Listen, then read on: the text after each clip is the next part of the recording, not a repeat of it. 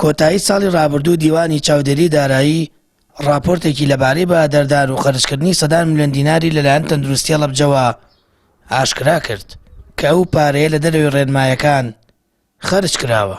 هێشتا دۆسیەکە لەلایەن لیژنەکەوە دانەخراوە کە نوێنەری وەزارەتی تەندروستیشی تێدایە. بەڕێوەبەری تەندروستی هەڵەبجە ڕای دەگەیەنێت بێباکن لە راپۆرتەکەەوە وانیش ڕاپۆرتی خۆیان بەرز کردوێتەوە.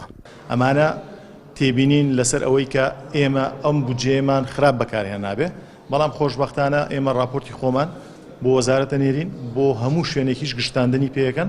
ئێمە زۆر بێباکین لەوەی کە چاودێری دارایی هاتووەتە ئێرە، هەموو تێبینەکان شنوکەوی بە داکۆشیکردن بە جەختکردنەوە لەسەر نووسراوەکانیان لەلایەن بەڕێز جێگری پەرلەمانەوە هاتوونەتە ئێرە 2 ساڵ لەسەر یەک دێن. هیوادارم ئەم ساڵیش بێن، ساڵی داهاتووش بێن، بۆەوەی کە ئێمە پێداچوونەوە بکەین. من بیدایەتی قسەکانم بۆ دەستم پێکرد ئێمە پێداچوونەوە بە کارەکانی خۆمان ناکەین. چاودێری دارایی هاتووە بەڵێ وتوێتی لەم شوێنە نەقستەیە.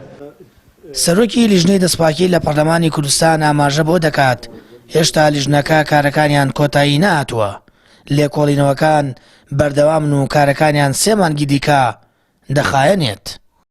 دیارە ئەوەی لیژنەی دەستپاچیم بە دوواداچوونەکانی بەردەوامە لەسەر خەرجیەکانی کە تەرخان کراوە بۆ ڕوبەڕوونەوەی ڤایرۆسی کۆرۆنا لە سەرجەم پارێزگاکانی هەرێمی کوردستان لە ئیدارەکانی ڕاپەڕین و گەرمیان.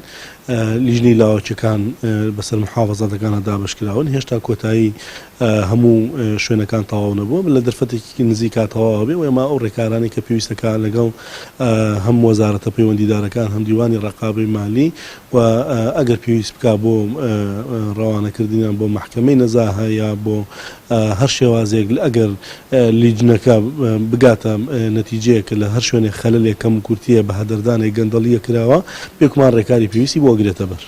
دیوانی چاودێری و دارایی تەواوی بەڵگەکانی خستوتە ڕوو کە لە سەردەمی پەتای کۆرۆنادا سەدان ملیۆن دینار لە دەروی ڕێنمایی وەزارەتی دارایی خەرج کراوە. تەندروستی هەڵەبجەش ڕایگەیاندووە لە دەروی ڕێنمایەکان هەندێک پارەیان سەرف کردووە، ئەوەشیان بۆ پاراستنی ژیانی وڵاتیان گەڕاندەوە، بەڵام تا ئێستا ئەنجامی کۆتایی کارەکانی لیژنە تایبەتەکە ئاشکرا نەکراوە و دۆسیەکە بەکراوەیی ماوەتەوە. سامان فەتاح، کەناڵی ئاسمانی پەیام، هەڵەبجە.